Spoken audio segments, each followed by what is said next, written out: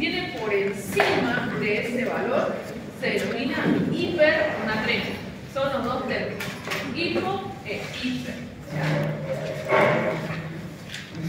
Ahí vemos los valores entonces de la concentración del sodio. Va de 135 a 145 miliequivalentes. Tenemos menos de 135, se llama hiponatremia. Todos. Hiponatremia. Por arriba de 145, hipernatremia. Muy bien. Hoy vamos a hablar primero de la hiponatremia. La hiponatremia, vamos a ver su clasificación. Tenemos dos tipos de clasificación de hiponatremia, según la evolución del cuadro y según la gravedad del cuadro. Según la evolución del cuadro, la hiponatremia, evolución quiere decir a cronología, tiempo, ¿ya? Por evolución. Entonces, según la evolución, podemos tener un periodo agudo y un periodo crónico. Un periodo agudo es menor a 48 horas y un periodo crónico es mayor a 48 horas. O sea, quiere decir que tengamos menos de 48 horas de instaurado el cuadro con signos y síntomas y mayor a 48 horas con signos y síntomas y lo demás. Y tenemos otro tipo de clasificación donde la hiponatremia se clasifica por su gravedad. ¿Qué tan grave es? Puede ser leve, moderada o severa. Si dijimos que el valor normal va de 135 a 145, por debajo de este vamos a empezar a hacer la clasificación. 10 puntos por debajo de 135 es leve. O sea, de 125 hasta 134 es leve.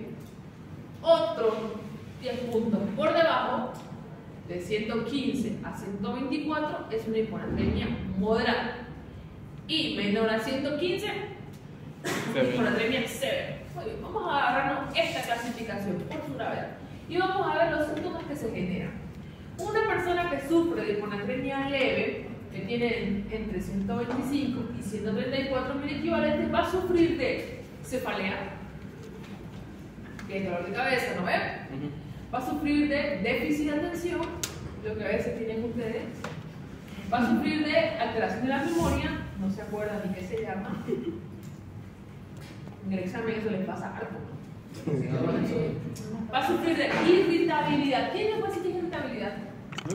Que está como que rápido de molestar, digamos. ¿Es favorito? No es favorito. Es en un momento adecuado, en un momento en el cual esa persona está en esa condición, ya sea por falta de sueño o otra condición. Como le hablas y sin motivo se alteró. Sin motivo se alteró, le dice, ¿y cuál es su nombre? Sin motivo se alteró. Es irritable. Y sucede mucho en las personas que están con un cuadro de hiponatremia leve. Y luego viene el trastorno de la marcha. Si la persona caminaba bien,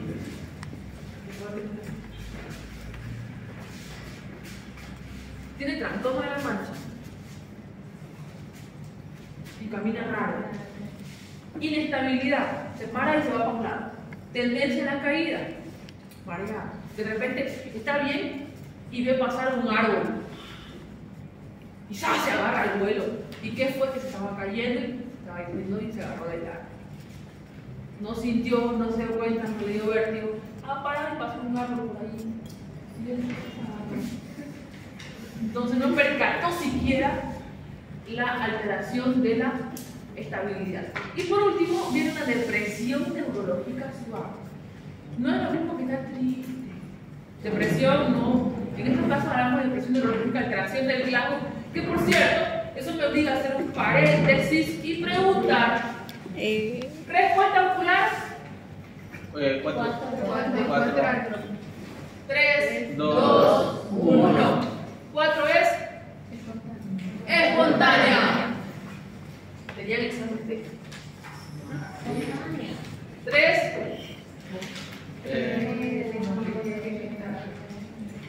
¿Qué? Responde a estímulo. Para quien no se acuerde, 1 No abre responde. los ojos, 2 al olor y 3 a la hacha. Tú le hablas, abre los ojos, señor. Mira, no es. Abre los ojos, señor. Y él le trae un pellizco. y abre la boca paciente. Ese es el dolor. Y por último, por más que usted le pellizque, no abre la boca. Después tenemos la respuesta verbal, que es sobre 5, 4, 3, 2, 1. 1 no habla o sin respuesta. 5, conversa. Conversación coherente. Vamos rellenando porque no se acuerda. Desorientado. 4 desorientados. Pero conversación desorientada. ¿Qué día es hoy, señor? Domingo, pues. Los domingos se viene a la iglesia. Palabras inapropiadas. ¿Qué tipo de palabras? Qué buena pregunta. ¿Cómo voy a hacer que es una palabra inapropiada? Señor, ¿cuál es su nombre? Mamadito con huevo. Señor, ¿sabe dónde está? Saquen al perro. Contesta algo que. Ajá, palabras que no van al caso. No es lo mismo que la conversación desorientada que charla con usted. La conversación desorientada, señor, ¿cómo está? Bien. ¿Sabe dónde está? Sí, en la cancha. O sea, está perdido, pero sí habla coherentemente y responde tu pregunta. Pero digamos acá, palabras inapropiadas, señor, que se llama pato. O te dice, sí, doctor, y te contesta algo que no tiene nada que ver con la pregunta. Ni siquiera te miente, no tiene nada que ver con la pregunta. Es palabra inapropiada. Y aquí, en dos sonidos incomprensibles. Por ejemplo, señor, hábleme. Quiere pronunciar, quiere hablar. Y por último que no habla nada. Y luego la más difícil respuesta, motora. Si aquí es 4, aquí es 5, aquí va a ser 6, 5, 4, 3, 2 y 1. No responde. Empecemos por lo más fácil. No responde y obedece órdenes. Ya, ahora sí. Muy bien. Señor, abra los ojos. Muéstrame dónde le duele. Con un dedo, muéstrame dónde le duele. Localiza el dolor. Muy bien, retira. Señor, ¿me escucha? No.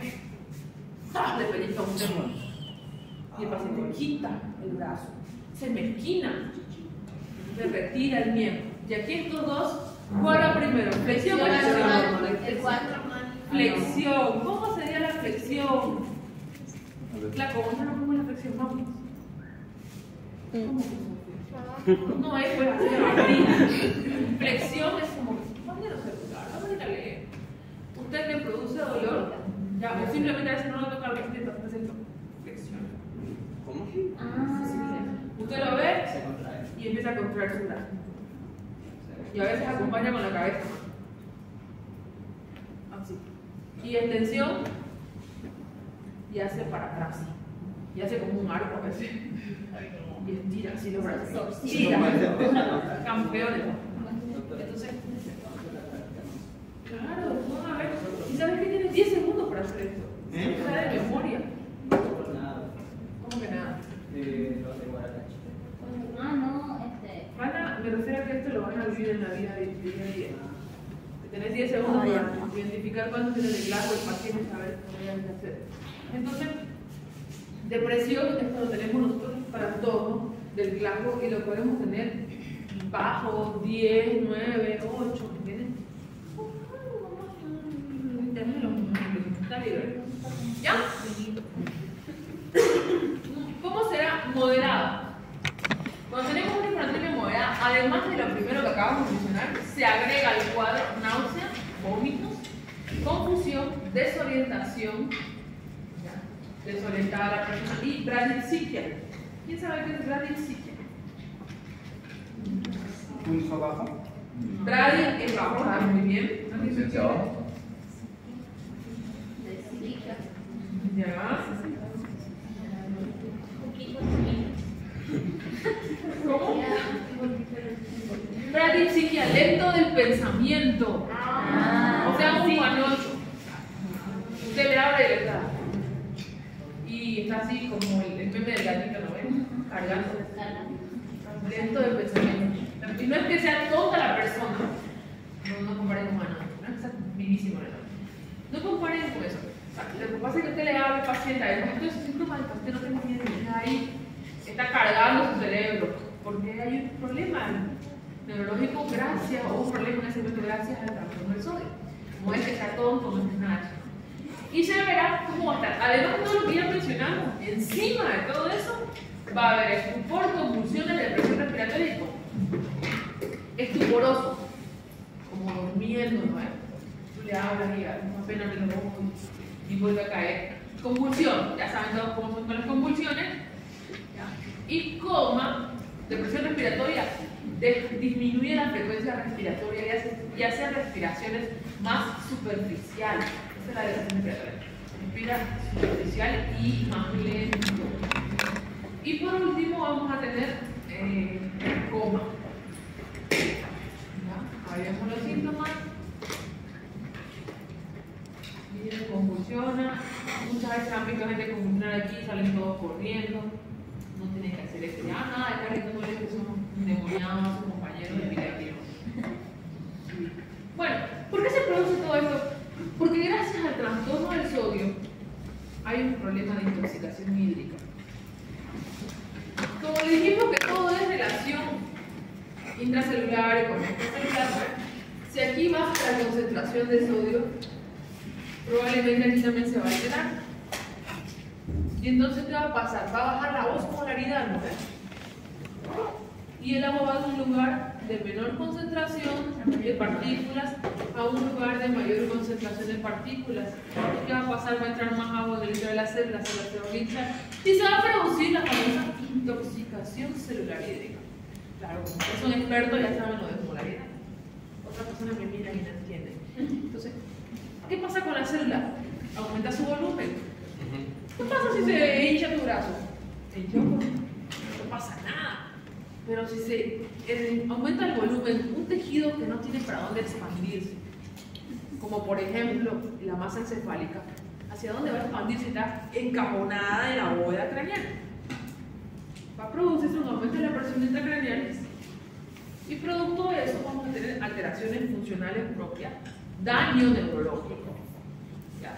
Y según el grado de hiponatremia, nosotros vamos a tener severidad del cuadro. ¿De qué va a depender el daño neurológico? Del grado, del tipo de hiponatremia que tengamos, porque no es lo mismo tener una hiponatremia leve que tener una severa donde ya está con coma el paciente. Y también de la velocidad de la instauración. No es igual que la hiponatremia sea de a poquito instaurada a que sea de manera súbita, y si dejan el celular se lo agradeceré mucho. ¿Ya? Que sea más rápida, porque mientras más rápido ese cambio brusco, más rápido va a ser el ingreso súbito y por lo tanto tiene menos tiempo el cuerpo para hacer equilibrio de hemostasis o para adaptarse a esta nueva situación. Y se producen colapsos de estructuras, colapsos de membranas, colapsos de todo. Bueno, y vamos a recordar esos conceptos que ustedes ya los conocen. ¿Ya? ¿Se acuerdan de eso? El peso corporal total, 60% del varón, 50% del peso en la mujer. Se calcula multiplicando el peso por 0,6 en el varón y el peso por 0,5 en la mujer. Recordemos aquí un poquito que la actividad fisiológica y química de los electrolitos va a depender de la unidad de partículas, el número de partículas por unidad de volumen y el número de partículas homóticamente activas, y que las partículas homóticamente activas en cada compartimento nos dan una osmolaridad de 280 a 290 milimol más menos 10. Entonces la osmosis es el movimiento del agua de un lugar de menos partículas hacia otro lugar donde hay más partículas homóticamente activas. Y esta es la fórmula de osmolaridad, que ya hicimos ejercicio y sacamos osmolaridad, ¿verdad? Y bueno, vamos a recordar entonces que gracias a la osmolaridad, hagamos paréntesis en el sodio, gracias a esta osmolaridad podemos tener sustancias que sean isotónicas, quiere decir que tengan la concentración osmolar similar a la del plasma, que era de 280 a 290 más o menos 10 milimol. Esa es la osmolaridad normal del plasma, ¿no es cierto? Los compartimentos. Entonces vamos a tener, si una sustancia, este frasco con suero, tiene partículas aquí que lleven a una concentración similar a la del plasma, se denomina isotónica porque se parece al plasma. ¿Ya? Tiene la misma cantidad de partículas osmóticamente activas.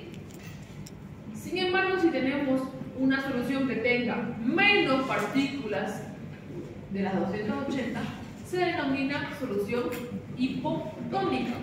Tiene menos de 280 mMol.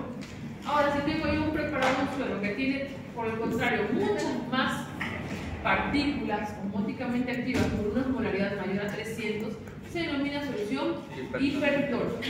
Eso le va a servir para todo. Iso, hipo e hipertónica. ¿Qué soluciones encontramos entonces nosotros en el rubro para poder realizar tratamiento? Las soluciones isotónicas. Buenas noches, señor. Soluciones isotónicas es la que tienen una concentración de solutos igual que otra solución, la que vamos a recibir en el plan, igual que el plan. Entonces aquí no hay ganancia, no hay pérdida de volumen entre los compartimentos porque ambos son iguales. Bueno, miren, la misma cantidad de partículas. ¿Qué solución es isotónica? La solución salina normal al 0.9%, también se llama solución fisiológica al 0.9%. De un ejemplo de solución isotónica. Usted me pone solución fisiológica o solución salina normal al 0.9%. ¿Sabes cómo suena fisiológico? Es el solución. Claro, de hacer la relación. Es lo mismo, ¿ya? Si usted agrega ese suero al torrente sanguíneo, digamos que aquí está el torrente sanguíneo y estas son las células, porque dijimos que la concentración es de los compartimentos, ¿cierto? O sea, dentro de las células y fuera de las células tiene que tener la misma concentración osmolar. Entonces, si usted agrega esto a la sangre, pues los compartimentos de todo el cuerpo van a tener la misma concentración y no va a haber movimiento de volumen, ni pérdida, ni nada, ni ganancia ni pérdida porque son iguales. ¿Qué pasa si yo agrego una solución hipotónica? Una solución hipotónica es la que tiene una concentración de solutos menor que la otra solución a la que voy a comparar. Menos de 280. Ejemplo de esto es una solución salina normal que tiene la mitad de sodio. Solución salina normal al 0.45%. Es un suero parecido al fisiológico, pero tiene la mitad de sus componentes en el mismo litro de agua. Entonces, en vez de tener 9 miligramos de sal, tengo 4.5, la mitad. O sea, aquí tengo menos partículas.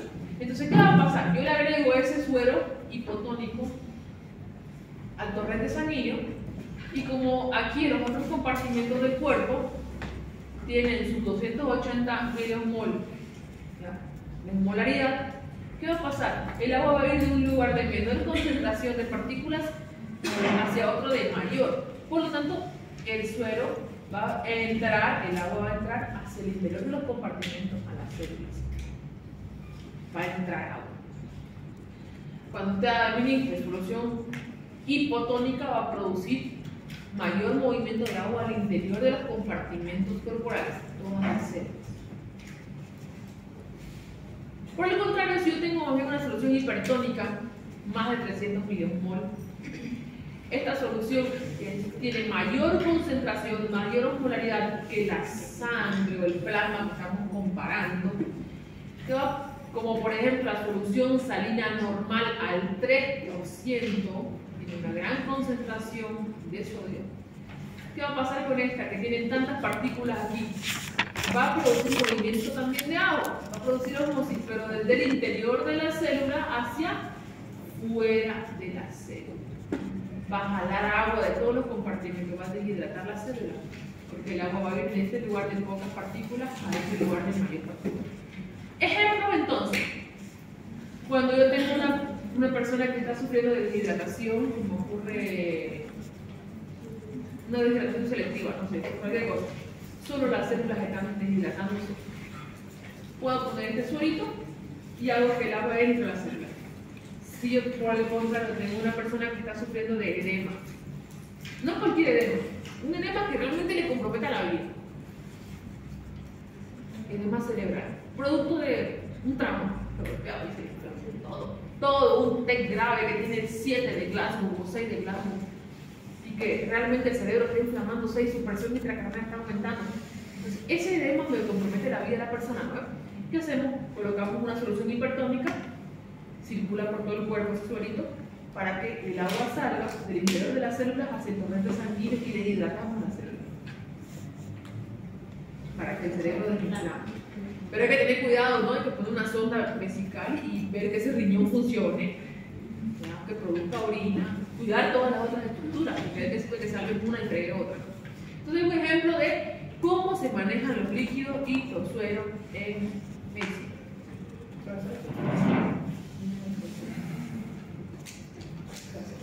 Bueno, seguimos. Entonces tenemos la hiponatremia con toda su clasificación. Pero ¿saben qué? Hay dos tipos de hiponatremia. La que realmente es hiponatremia y la que parece hiponatremia. ¿Cómo? La que realmente es hiponatremia se llama hiponatremia verdadera, que ya vimos la clasificación, ¿no? Y la que parece, pero no es, se llama pseudo hiponatremia. Pseudo es falso. Muy bien. Entonces la pseudo hiponatremia y la verdadera hiponatremia. Si dijimos acá que las concentraciones y todo lo demás afectan la osmolaridad, la concentración de sodio, gracias a que el sodio es el principal componente en la fórmula de osmolaridad. Si el sodio se afecta la osmolaridad, ¿correcto? Entonces, si yo tengo disminución de la concentración, yo dije la del trauma de pisar al perro, ¿no? Tenemos disminución de la concentración de sodio, también puede tener disminución de la osmolaridad. ¿Sí? Sí. Porque si disminuye el sodio es porque no está habiendo en este componente de la fórmula de osmolaridad. Si yo bajo el sodio, va a repercutir en disminuir la osmolaridad. Por eso, la hiponatremia verdadera está acompañada de una disminución de la osmolaridad. Ven el cuadrito verde allá abajo. Pero sin embargo, las otras hiponatremias, la pseudohiponatremia, se acompañan de osmolaridad normal y osmolaridad elevada. O sea que si usted tiene sodio bajo, pero osmolaridad normal, o tiene osmolaridad elevada, eso es una hiponatremia falsa. Sin embargo, si la osmolaridad es baja, esa hiponatremia es verdadera. Entonces, primero hay que identificamos si hay hiponatremia. Segundo, identificamos la osmolaridad para saber si es real, verdadera o es falsa. Y para poder hacer diagnóstico completo. Entonces, cuando la hiponatremia viene con osmolaridad normal, puede deberse a que hay otros componentes que están afectando la medición o están afectando que el sodio esté ahí. Como tenemos la fórmula de arriba, sodio, potasio, glucosa, ¡pum! Entonces, si se altera uno, me afecta el resto. Yo puedo tener bajo el sodio y afectar la osmolaridad, pero si tengo más glucosa, compensa. Porque igual sigue habiendo hartas partículas que son osmóticamente activas ahí, aunque tenga poquito sodio, un solo sodio, que tengo 10 de glucosa para compensarlo. Como los canastones de Navidad, ¿no ven? Tienen de todo un poco, pero le vamos a sacar la leche, pero pongámosle 2 picadillos en su lugar. Igual sigue siendo pesado. Igual estoy poniendo cosas ahí, igual está teniendo el mismo peso, pero no es lo mismo el contenido. Tengo otra cosa ahí que no es lo mismo. Pesa 10 kilos, pero ya no hay la leche en polvo, ya tenemos 5 picadillos ahí. Y en calidad a mí no me conviene, porque tengo que tener de todo.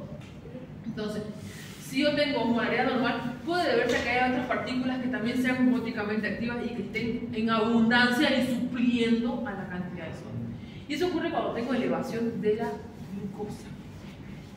Personas que sufren de hiperglicemia, diabetes, cetoacidosis diabética, sufren de hipertrigliceridemia, triglicéridos elevados, o tengamos proteinemias altas, o sea, muchas proteínas en sangre. Si tengo estos dos cuadros, puedo tener una osmolaridad normal, no se altera a veces. Y entonces la hiponatremia es falsa o es pseudo. Sin embargo, si mi osmolaridad está elevada, porque vuelvo a repetir lo que dije en este momento, porque las otras partículas están compensando, hasta la suben la osmolaridad, podemos tener la hiponatremia o pseudohiponatremia. ¿En qué situaciones? Hiperglicemia y manitol. Si tengo entonces una persona que tiene 500 de glucosa, tiene más partículas de glucosa que las que debería tener, eso hace que la osmolaridad suba, porque la glucosa dijimos que tiene un componente medir la osmolaridad. Entonces, si tengo demasiada glucosa, esto puede aumentar toda la osmolaridad y sin embargo tener muy poquito sodio. Igual tengo alta osmolaridad porque tengo mucha de esas. ¿Se entiende esa parte? Entonces, ¿qué me puede subir la osmolaridad en una sodiconatremia? Hiperglucemia y manitol. Con osmolaridad normal puede ser hipertrigliceridemia o hiperproteinemia, elevación de triglicéridos o elevación de proteína. Bueno, y por ahí vienen acá abajito las que son realmente porque ha bajado el sodio y me ha bajado también la osmolaridad. Tenemos la hiponatremia hipovolémica, normovolémica e hipervolémica. Es muy distinto la concentración al volumen. Puedo tener una cucharada de sal, azúcar, una cucharada de azúcar de sal en esta botellita de medio litro. No hace lo mismo que tener una cucharilla o tener 10 cucharadas. Ahora, si yo al revés, en vez de cambiar el sodio, yo cambio el volumen, debería entrarle aquí una cucharada para que esto tenga buen sabor, pero le voy a poner una cucharilla más chiquitito. Ya le reducimos. Ahora, además de bajarle, ya va a ser menos agua, la mitad de agua. Sigue siendo poca la cucharilla porque sigue estando desabrido, pero ahora encima tengo menos agua. O puedo subir a 10 litros y además de seguir siendo poca la concentración que está entrando, porque yo necesito más, además me estoy metiendo 10 litros más de agua que no necesito. Entonces, esa dilución hace que cambie el volumen.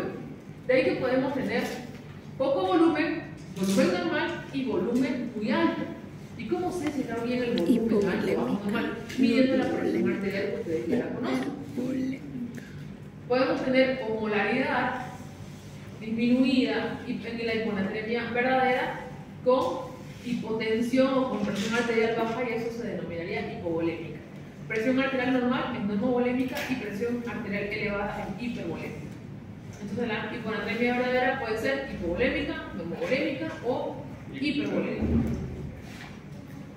Ahora, este es un cuadro, ya se lo que está a la izquierda. Para completar esto, usted identificó el volumen y ahora debe identificar de dónde está perdiendo el sodio. Si la pérdida de sodio es por el riñón o no es por el riñón, porque el riñón es el principal filtrador, ¿no ves? Entonces, usted le pide un examen de orina. Sodio urinario, mide la cantidad de sodio que hay en la orina. El sodio urinario debería ser 20 como un promedio de valor normal. Si tenemos menos de 20, estamos hablando de que estamos teniendo pérdidas extraordinarias, que no son del riñón, porque es menos de 20. El riñón puede perder hasta 20.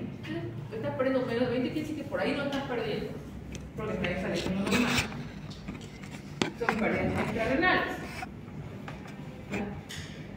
Con hipotensión hablamos de pérdidas extrarrenales. Con presión arterial normal podemos tener cuadros de potomanía o polidipsia. ¿Quién sabe qué es la potomanía?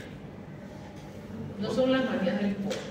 No, alguien me dijo hace una vez. No. Potomanía es un estado compulsivo de tomar demasiada agua.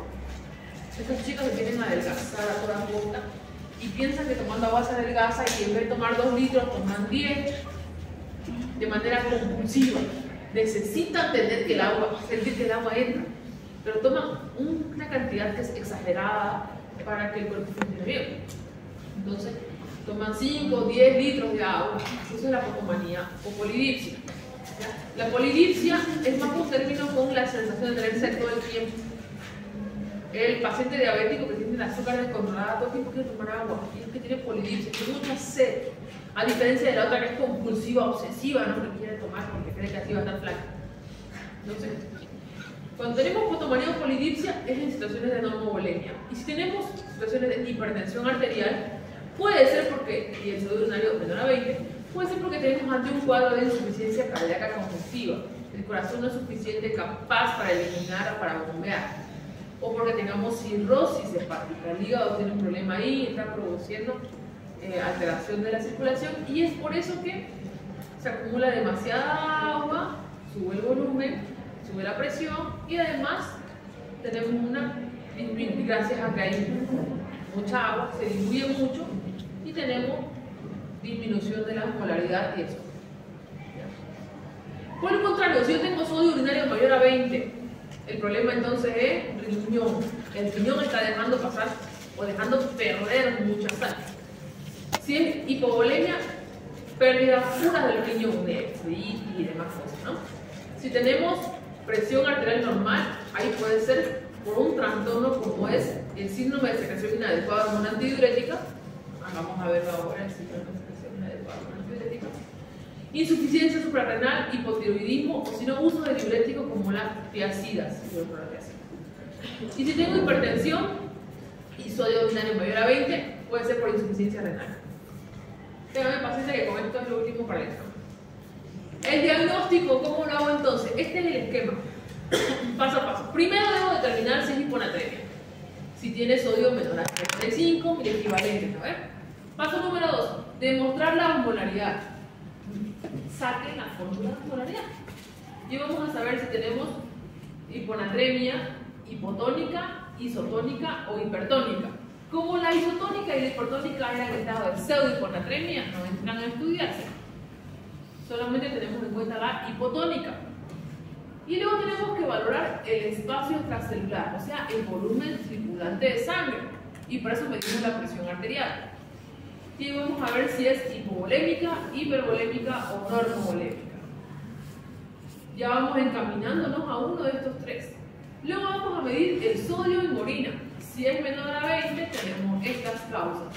Si es mayor a 20, las causas pueden ser estas otras.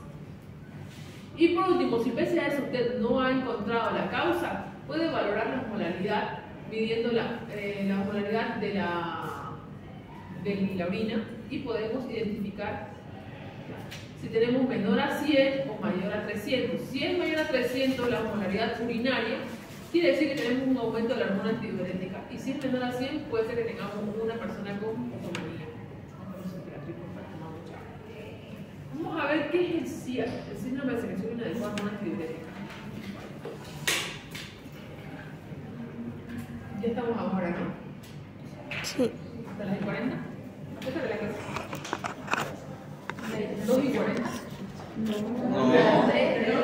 Y a las 10 empezaron antes de las 10. Qué bueno, intentamos contar a veces que falta, a veces que hasta las 2:40. Bien. El síndrome de secreción inadecuada de hormona antidiurética se produce cuando hay una secreción de hormona antidiurética no asociada a hipovolemia. ¿Quién sabe qué es la hormona antidiurética? Es como una vasopresina. Una hormona. Es una hormona que nos ayuda a reducir. ¿Está bien? Siga. Estabas hablando de lo mismo. Es una hormona que ayuda para una vasopresina, cual ayuda a comprimir las capilares, arterias, bajas. Ya, ¿para qué? Para momentos de riesgo, usualmente cuando hay una descomposición, una pérdida de líquidos.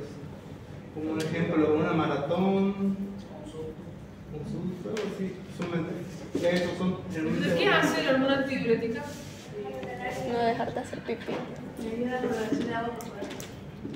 Antidiuresis. O sea, no deja, se reduce gran cantidad de orina porque trata de recoger o reabsorber todo el agua que se pueda para usarla. Y eso ocurre cuando nosotros detectamos, nuestro cuerpo detecta que la presión arterial cae, que hay hipovolemia, poco volumen, y dice, oye, no podemos darnos el lujo de que vos estés botando agua, nos está haciendo falta aquí arriba. Entonces manda señales y ¿qué pasa? Se reabsorbe ese agua y se vuelve a reincorporar a la circulación. Entonces disminuye la producción de diuresis, ¿no es cierto? Un poquito. Ahora, ¿qué pasa? Tengo una secreción de hormona antidiurética, que no se asocia a hipovolemia. No le hace falta volumen al cuerpo, pero de repente se alojó el cerebro y empezó a producir grandes cantidades de la hormona y absorbe más agua, se va a acumular demasiado volumen en el interior del espacio intravascular. ¿Y qué va a pasar? Se va a diluir lo demás, como por ejemplo el sodio, se va a diluir por tanta agua. Entonces, cuando yo tengo un trastorno como eso, se va a producir una reabsorción renal de agua, va a haber una expansión, quiere decir aumento, expansión de los líquidos corporales, y vamos a tener hiponatremia y vamos a tener hiposmolalidad. Diluimos mucho, Por lo tanto, baja el sodio y baja la osmolaridad, porque tenemos mucho volumen. Aquí no se producen edemas debido a que aumenta la excreción urinaria de solutos y de agua al activarse los receptores de volumen. Entonces se expanden y hay receptores de volumen que se activan. ¿Y qué va a pasar? Entonces se activan esos receptores y se empieza a producir excreción urinaria de solutos. Y esos van acompañados también con mayor pérdida. Entonces aquí tengo afección que afecta y hace trabajar al riñón. Entonces, pero ¿por qué se puede producir esta secreción de hormona antidiurética inapropiada? Por tanto, no pueden ser que afecten directamente al cerebro, porque ahí están mandando la hormona. ¿Sí? Una de las alteraciones generalmente sería por estrés. Vamos a ver ahora las alteraciones. ¿Qué me va a dar como resultado entonces esto? Se diluye mucho y vamos a tener hiponatremia. Y como tenemos mucha agua, ¿qué va a pasar con el volumen? Sube. Aumenta, sube, eso me produce una dilución. Entonces, por dilución, vamos a tener poco sodio. El síndrome de secreción inadecuada de hormona antidiurética. ¿Cuáles son sus causas? Y esperen al final porque la animación es larga. Hiperproducción hipotalámica de hormona antidiurética. El hipotálamo se alocó y empezó a producir mucha hormona. ¿Cuándo ocurre esto? En enfermedades neuropsiquiátricas, infecciones del sistema nervioso central, afecciones vasculares, neoplasias primarias. ¿Qué son neoplasias? Neoplasias primarias o metastásicas, quiere decir que ha venido un cáncer, no sé, de otro lado y migró y llegó hasta el cerebro. Psicosis, estados psiquiátricos y otras afecciones como son el HIV, el síndrome de Guillain-Barré, porfirias y sarcoidosis. Si usted tiene curiosidad y usted es una persona que no se queda con lo que le digo yo, vaya a buscar el síndrome de Guillain-Barré, que son las porfirias y que es la sarcoidosis. La Guillain-Barré es lo que altera la mielina del sistema nervioso. Vale. Después de una Ciclofosfamida intravenosa, la caramazepina, la vincristina, vinplastina, aloperidol, amitriptilina, inhibidor de la monoaminoxidasa y bromocriptina. Son medicaciones muy usadas en psiquiatría y neuro. Enfermedades pulmonares también pueden producir este síndrome de secreción inadecuada de hormona antidiurética, como son la neumonía, tuberculosis, infecciones respiratorias altas, asma, neumotoras y atelectasis. Cualquier paciente que haya sufrido respuesta metabólica al trauma, o sea, aquellos que han sido operados, pueden sufrir de deseo. Justo cuando tú mismo me llamas. Así es. O puede ser idiopática, no tiene explicación. Perdón. Produciendo. Otra cosa que puede producir se secrete demasiado hormona antidiurética es producción ectópica, o sea, de otro lado que no le corresponde producir, como ocurre en el carcinoma pulmonar de células pequeñas, que ahí empiezan esas células a producir hormonas. Y no es su función, pero lo están haciendo. Broncogénico, cáncer broncogénico, cáncer de tipo renal o pancreático o tímico. Incremento del efecto de la hormona antidiurética. Quiere decir que se produce de buenas cantidades, pero mis receptores están muy sensibles. Eso puede ser producto de que se puede producir un incremento del efecto de la hormona por uso de medicamentos como la caramazepina y la clorfenamida. Se usan en neuro y en psiquiatría estos medicamentos. Tengamos un aporte exógeno, o sea, aparte de lo que tu cuerpo produce, no sé, que estemos metiendo de afuera un precursor de hormona, ¿ya? Vasopresina, oxitocina, que después se pueden transformar y producirse en hormona antidiurética. O producción de otro componente antidiurético o hipersensibilidad, como ocurre en los prolactinomas macroglobulinemia de Waldenström. Wow. Ahora sí saqué el teléfono. Ya. Acción inadecuada de hormona antidiurética. ¿Qué característica va a tener este paciente? Hiponatremia con hiposmolaridad, o sea, va a ser hipotónica, ¿no ven? ¿Y qué más vamos a tener? Osmolaridad urinaria elevada, mayor a 100, generalmente mayor al 100. El sodio urinario va a ser mayor a 40, salvo que el paciente presente depresión de volumen por otra razón, o sea, que esté deshidratado por otra causa. Cuando hay normovolemia, función renal, suprarrenal, actividad normal, equilibrio ácido base y balance de potasio normal, puede haber todo lo demás normal. Vamos a ver un ejemplo. Caso clínico. Motociclista de 22 años irresponsable que se fue a tomar un trago después de clase, se chocó con su moto y fue ingresado en la unidad de cuidados intensivos hace 4 días. ¿Por qué le metieron a unidad de cuidados intensivos? Bueno, porque estaba politraumatizado. Quiere decir que tenía más de 2 fracturas. Costilla, brazo, pierna, nalga, todo está fracturado. Y además sufrió un golpe muy fuerte en la cabeza y sufrió un traumatismo craneoencefálico grave. Tenía glajos de 7. Pérdida de la conciencia, no sé conocimiento. El conocimiento nunca se pierde, te lo sigue guardando en su cerebrito. Pero la conciencia se desmayó, quiere decir. Pérdida de la conciencia, no estuvo desmayada en cierto tiempo, llegó a la emergencia y tenía glajos de 7. Entró en terapia, porque lo evaluaron en el ingreso y le hicieron una tomografía del cerebro y donde se ve que hay edema cerebral difuso. Tomografía de cráneo. Paciente que pierde la conciencia, tiene glajos de 7, hay que hacer siempre tomografía de cráneo para ver si con paciente si es que ha pasado algo ahí, necesita cirugía, no sé. Bueno, evolucionó hacia el coma. Quedó en coma el señor. Recibe un intenso plan de hidratación, le ponen coloides, le ponen cristaloides, misión, le son coloides y son cristaloides. Y le ponen fármacos vasoactivos. ¿Qué quiere decir vasoactivo? ¿Quién sabe?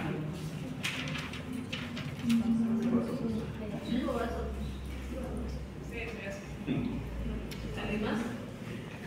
Los fármacos vasoactivos son aquellos que ayudan a mantener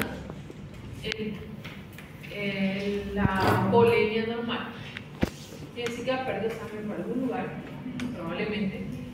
Y esos vasoactivos van a producir que aumente la resistencia vascular periférica, las arterias y las venas se contraigan y el corazón bombee toda la sangre que tiene en el cerebro. Ayudan a estabilizar la presión arterial, produciendo vasoconstricción periférica, mejoran la resistencia vascular periférica. Bueno, entonces, ¿qué quiere decir entonces? ¿Cómo mantener la presión? Si le pusieron vasoactivo, ¿era porque todo estaba bien en el corazón y las arterias? No, probablemente algo estaba mal, como la presión estaba muy baja o el corazón no quería latir, pero algo pasaba, ¿no? Eso nos dice en la descripción. Se mantiene poliúrico durante la internación, quiere decir que tiene abundante cantidad de producción de orina, orinando muchísimo. Desarrolla hiponatremia progresiva, de a poco va bajando el sodio. Y presión intracraneal inestable, sube, baja. El examen de sangre y orina muestra los siguientes datos. Glicemia de 115, ¿estará bien? No, Un poquito. No comemos una hamburguesa, ahorita sacamos 200. Una de 15, ¿estará bien? Eso no va a ver normal, niños. Creatinina de 0,7, mineramos sodio o natremia, es lo mismo, sodio en sangre quiere decir en plasma, natremia, anemia en sangre. Natremia de 117 milequivalentes. ¿Qué tipo de hiponatremia es esta? Llegando a severa, ¿no? Moderada. Llegando a severa, muy bien, estoy moderada todavía, pero está cerquita del 115, ¿no es? Sí. Potasio de 4.3, potasemia. Sodio urinario de 110, ¿era normal? ¿Cuánto les dije que era el sodio urinario normal? 135. Sodio urinario, una pregunta. De 10. 20. Hasta 20, ¿no ves? Entonces tiene un sodio urinario de 110, tiene harto. Y un potasio urinario de 70, bueno, no lo vamos a hablar de potasio hoy día. O molaridad urinaria de 600. Vamos a volver a poner el mismo detalle, pero vamos a estar subrayando las cosas importantes. Politraumatismo, traumatismo craneoencefálico grave, edema cerebral difuso, alguna coma, poliúrico, hiponatremia progresiva y los laboratorios. Cada cosa nos llama la atención, ¿sí? ¿No ven? Algo ahí no está bien. Bueno, dice que lo hidrataron abundantemente con coloides y cristaloides. Recibió harto suero. Pese a eso, miren, su sodio es bajito. Y sin embargo, el sodio en orina es abundante. Entonces, el esquema que aprendimos está a la izquierda. Y vamos a ver. Hay que determinar primero si es hiponatremia. ¿Será hiponatremia? ¿Será hiponatremia? Sí. ¿Por qué? El sodio está bajo. Muy bien, entonces empezamos a clasificar porque ya tenemos el primer requisito. Es hiponatremia porque está menos de 135 en equivalente. Número 2. Hay que demostrar la osmolaridad. Demostrar. Y para eso tenemos que hacer ¿qué cosa? ¿De qué? De la osmolaridad plasmática. Muy bien. Ahí está lo que hemos hecho. Esta es la fórmula. El sodio era 117, el potasio era 4.3, la glucosa 115 y el nitrógeno 15. Primero hago lo que está en los paréntesis, ¿ya? Para después multiplicarlo por 2 y también hago las divisiones por separado. ¿Qué? ¿Y eso qué cosita será?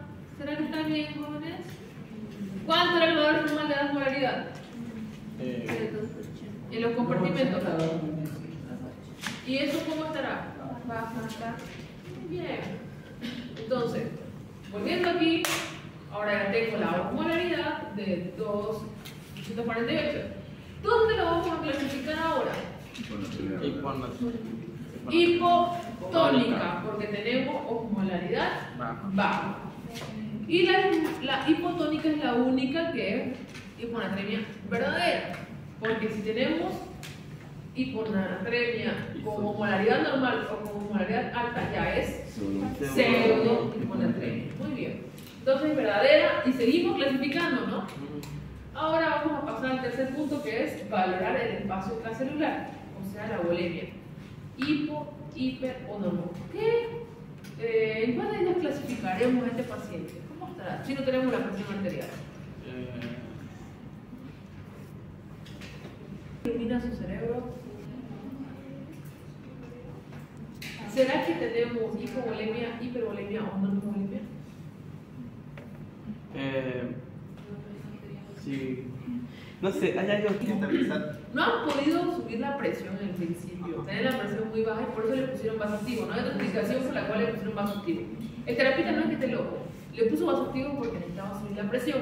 Probablemente revisamos la historia y encontramos que la presión cuando llegó era 60-40. Bajísimo. Entonces, solamente le ponen vasoactivos a aquellos pacientes que precisan subir el volumen, subir la presión. Entonces yo sospecho que este paciente estaba sufriendo de volumen, porque te decía que teníamos múltiples fracturas y los huesos cuando se rompen sangran. Entonces, este paciente probablemente estaba cursando. Uy, claro, ya nos exhibiste. Estaba cursando por una hipovolemia. Ahora nos vamos a clasificar en cuál de estas entrará. Vamos a ver, ¿cuánto está el sodio? 110. 110. Y el 110 Pérdidas renales. Pérdidas renales. Pero ahora, yo quiero que recuerden algo. Le iniciaron vasoactivos. Sí. Porque tenía presión baja.